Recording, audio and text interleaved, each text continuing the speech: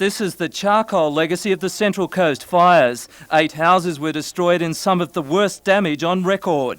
It was like being the surf in a way, but it wasn't surf, it was 40-foot flames. Just when it come out of that bush over there, it just went right over the top. I dropped the hose and ran. Major outbreaks burnt out 5,000 hectares of bushland and property just days before Christmas. Nearly 2 weeks later, Gosford's Mayor Pat Harrison is only just tallying the final costs. I think you'd be looking at $2 million at least. An appeal by the Mayor has raised only $1,700 and more funds are desperately needed. But some damage cannot be repaired with money. It's estimated hundreds of native animals were killed by the fires. This brush-tailed possum was a lucky one. I think at one stage she was probably completely on fire because all her fur is singed, but as she was wearing wool, a lot of it didn't go up in flame, it just singed. The Animal Rescue and Care Group, or ARC, has saved 60 possums and natives, either burnt or orphaned by the fires.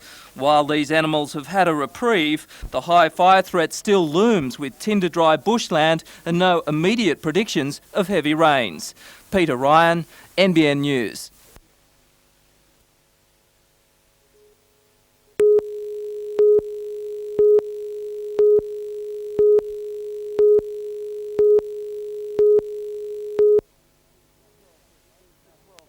The 12-foot skiffs have the same hull design but have differing masts and rigging. A smaller version of their famous relatives, the 18-footers, these skiffs can fly like the wind.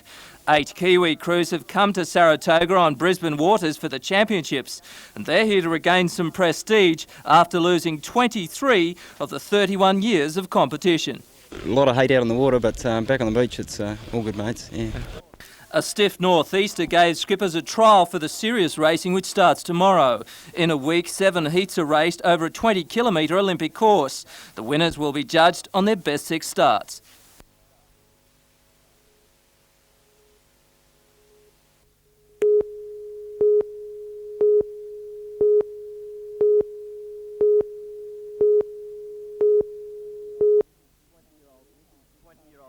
"20-year-old Nikki, just home in Newcastle a matter of hours, was already heading back out to work.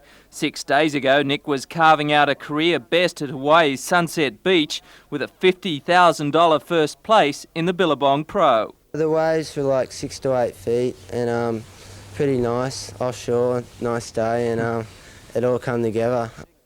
It was Nick's 3rd major tournament win and it jumped him from 17th to 12th in the world ratings. A top 16 spot means he won't have to qualify for competitions in the 1991 leg of the tour. While Nick has proven himself on the international stage, especially in the gigantic waves in Hawaii, he's happy to be home for a 3-month break. I love surfing at home with my mates and just being in Newcastle. It's unreal. I love it.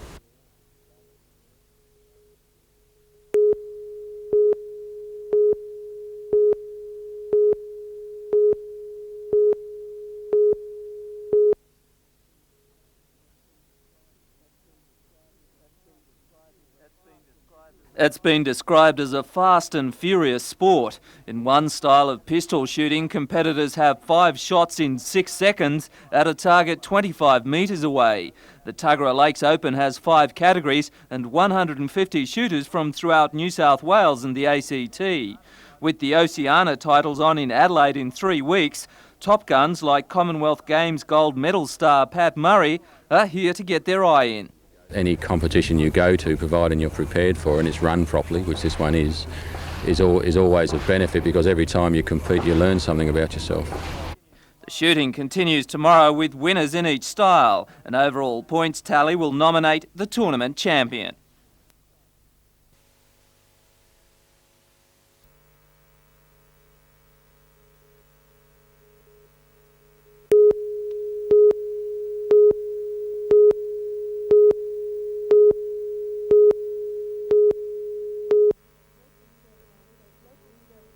Local surf lifesavers agree there is an urgent need to update regulations governing the policing of beaches and say while the present situation continues, the lives of local volunteer surf lifesavers will continue to be placed at risk unnecessarily. It's a matter of clarifying and giving the necessary powers and at the same time making certain that the powers are not going to be abused. Everyone has rights on the beach, and the thing is that no one has the right to put other people's lives in danger. Mr Conrick believes that increasing the powers of lifesavers on our beaches would act as a deterrent to people contemplating taking to the water on closed beaches or outside designated areas. But while he endorses the association's call for change, he says the problem is not as severe in the Hunter as it is on southern beaches. Most people in Newcastle who use the beaches, this includes the board riders, have a very responsible attitude. Again, it's just the few who make it difficult for the lifesavers when there are dangerous conditions like there are, for example, today.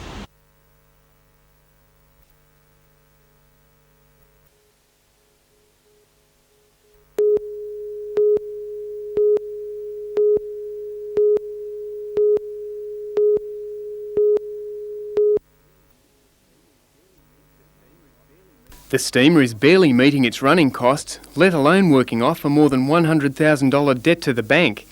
The Port Stephens and Newcastle City Councils came to its rescue last year when the boat, built here to mark the bicentenary, looked like being sold off and lost to the area. Under the arrangement, it was to cruise the waters of both Newcastle and Port Stephens. Now berthed at Nelson Bay, it's been found that the ship can't leave the dockside. Its 19th century designed steam engine is underpowered and the paddle steamer can't be manoeuvred in the prevailing conditions.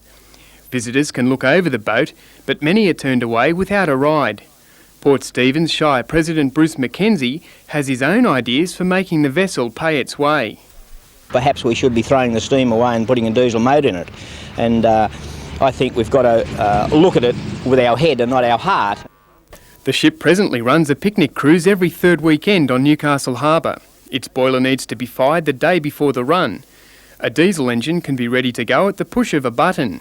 To the steam enthusiasts who voluntarily crew and maintain the ship, the idea of a conversion is unthinkable. In my opinion, it would spoil the ship completely. She was built as a replica of a steamship. It is a steamship, it smells different, it sounds different, and that's half the attraction. The operators have until the end of the year to repay the bank. If they don't, the steamer could once again be heading for the rocks.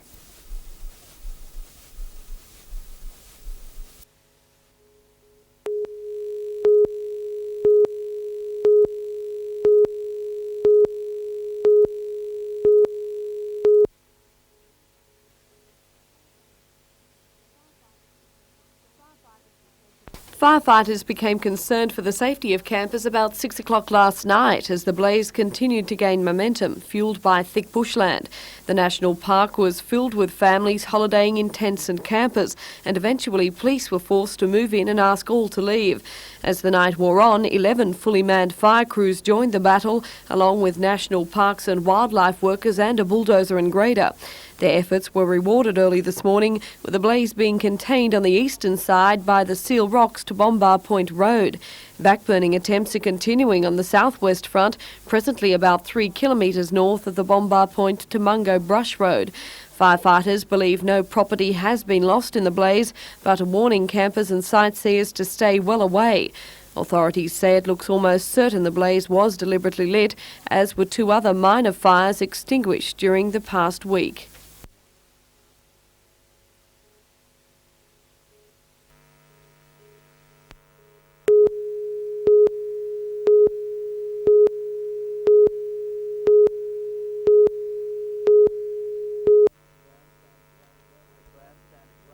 The grandstand at Graham's Oval in Gosford was filled to capacity with Central Coast cricket fans here to see their idols. New South Wales skipper Lawson sent his team into bat, with openers McNamara and Milliken confident and relaxed, knocking up 90 runs in just over an hour. You know, we have a good fun game of cricket, enjoy ourselves, and hopefully the locals get to see some good cricket played. Milliken had a run spree with consecutive sixes, but was then caught with a good catch by Christie.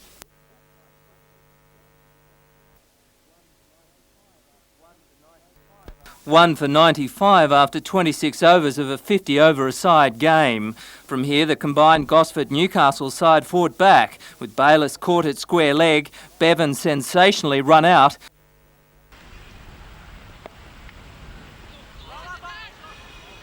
and Holsworth bowled for a duck.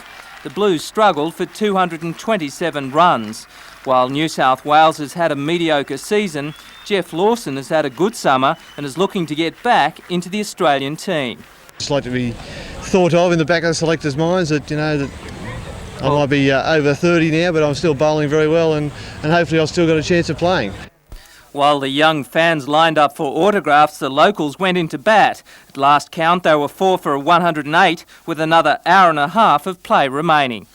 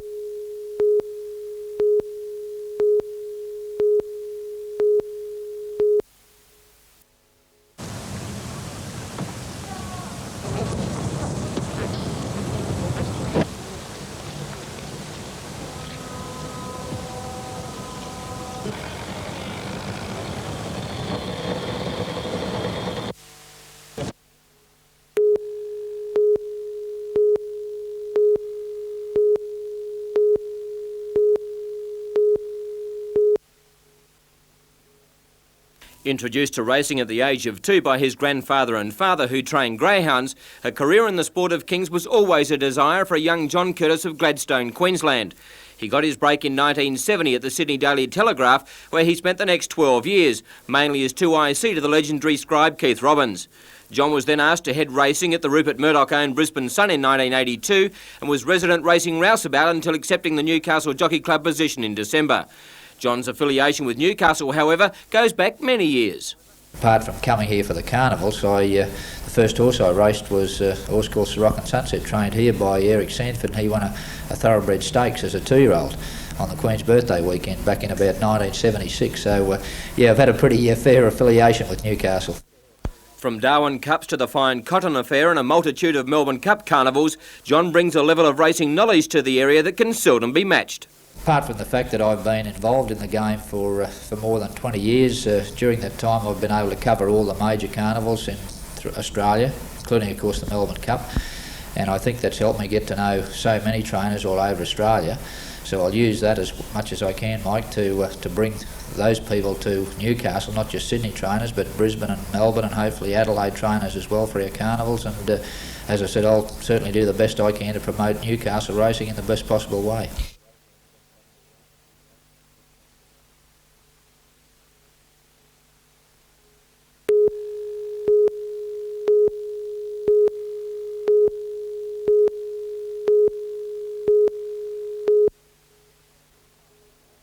It looks like a war zone, and this morning the Warriors were testing out their weapons.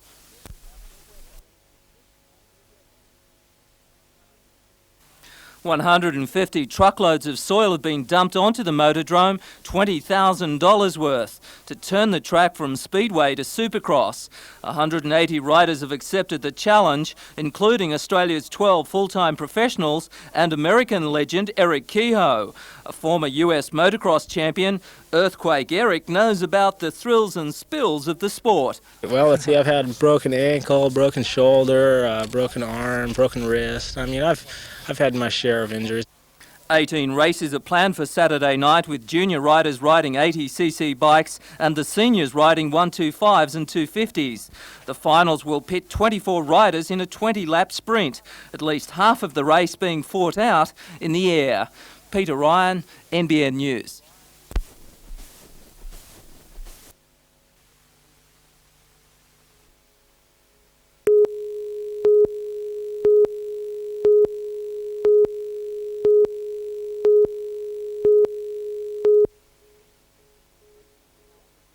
Maitland council workers were sifting through the ashes this morning after another suspicious blaze. The Coronation Park amenities block at Talara is the third public sporting facility torched in 3 weeks. Council officers estimate $10,000 worth of damage in last night's blaze, with the ceiling burnt out, special reinforced windows melted and paintwork destroyed. It's believed vandals broke through a door. Firemen reported a smell of kerosene inside the building. While the damage is bad enough, it could have been tragic, with a 200-kilogram cylinder of gas blackened but not ignited by the flames. Well, if that had blown up, if they were anywhere near it, it would have taken them with it, that's for sure. Just 2 kilometres away, a $12,000 repair bill for an arson attack on the Western Suburbs Tennis Club. Vandals forced their way through a window early on Sunday morning, torching and wrecking the recently renovated club. Anyone who wants to use it had the freedom to do so, and now it's been ruined for them for considerable time, for no reason, no apparent reason. 2 weeks earlier, another fire gutted the Thornton Tennis Club, and again circumstances were suspicious. Maitland police admit there are similarities in the blazes, but cannot comment if the fires are linked. Police are continuing with inquiries into that matter. Newcastle Physical Evidence Section are making further investigations into that.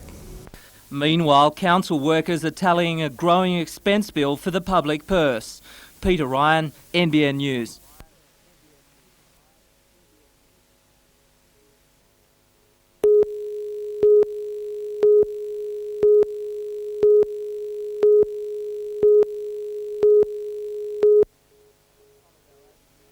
Tomago Aluminium plans to build a third potline at its plant stirred the emotions of local protesters who fear environmental consequences. A public inquiry discounted this, and last night the government approved the development.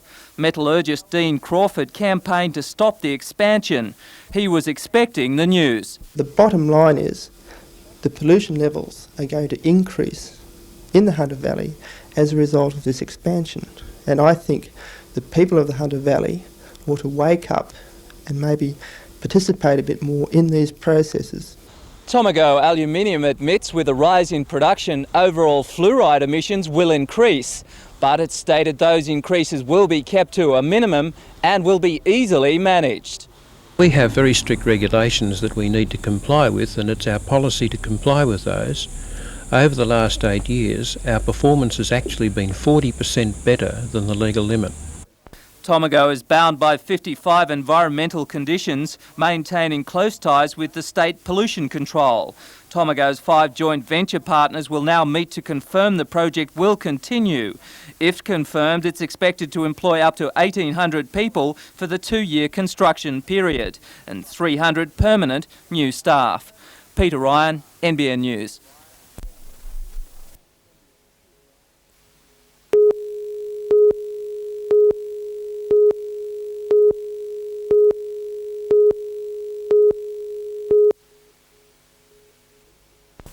With increasing tension in the Middle East, the prospect of war now looms as a real threat. NBN News has the resources to keep you up to date.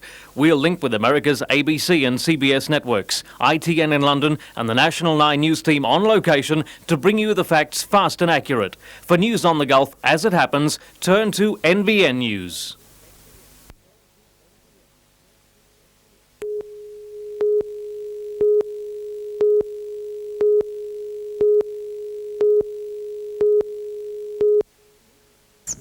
Little is known about the 6-point peace initiative by France to go before the United Nations soon. Before arriving in New York this morning, UN Secretary-General Perez de Cuellar met with French President Francois Mitterrand and was almost fatalistic about the prospect of war. But I have been offered anything from the Iraqi authorities which I can consider a step towards peace. In an emergency session this morning, the Iraqi parliament voted unanimously to give Saddam Hussein complete support. We will never succumb to these threats, and we are ready for a showdown. But Iraq denies it is a declaration of war. Saddam Hussein has now ordered that 2 words be added to the Iraqi flag, Allahu Akbar, meaning God is great, the Muslim battle cry for holy war. State TV has been ordered to respond with broadcasts like these to stir up national fervour. With the UN deadline just a little more than 24 hours away, both sides are still deadlocked. Anthea Peppert, National 9 News.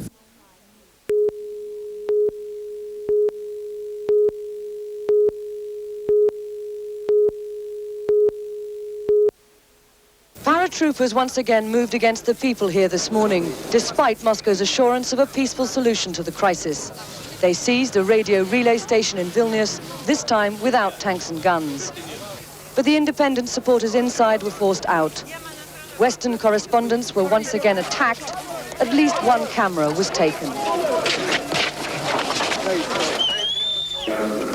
All this just as President Landsbergis told Parliament that Mr. Gorbachev had spoken to him by phone this morning, urging a peaceful end to the confrontation.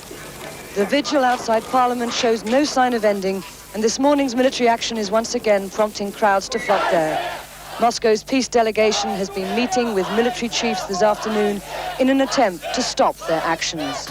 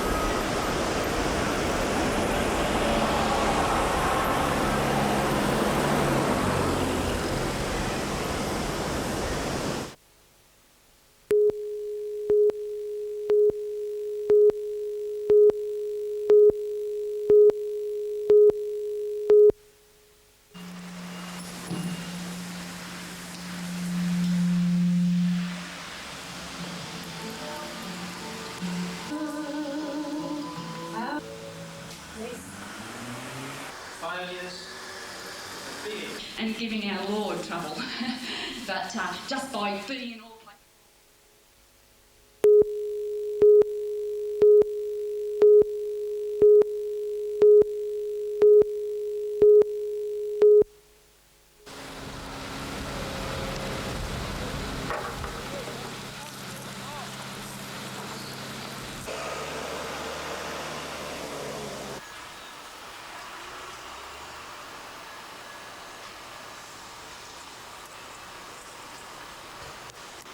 As only we.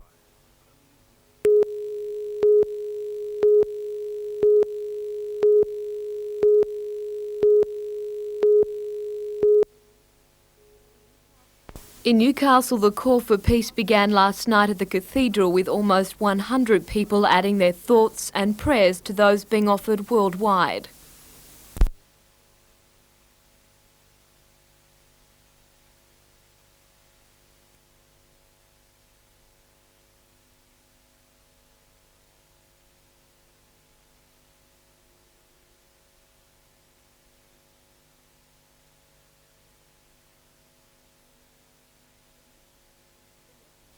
The message was repeated throughout the Hunter today, with the largest gathering in the Newcastle Mall. The messages on banners and posters called on the Prime Minister and President Bush to avert war at any cost. War is not inevitable. We can maintain the sanctions and save thousands of lives.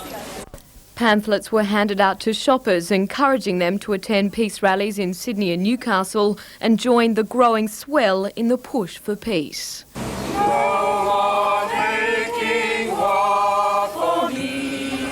No more, no more. Despite the vocal opposition to the emerging war, there are some who believe it is the only alternative. They've had plenty of time to get out, so it's their choice. And I don't think they should get off scot-free. It makes you think, this sort of world now, what's going to be for your children? I mean, it's not going to be much of a world. There's got to be a decision of some sort at some time, and maybe this is the only way. I think peace is the only way out of the situation. Take as an example the partition of Germany. It took 40 years to solve it, and it was solved after by talking.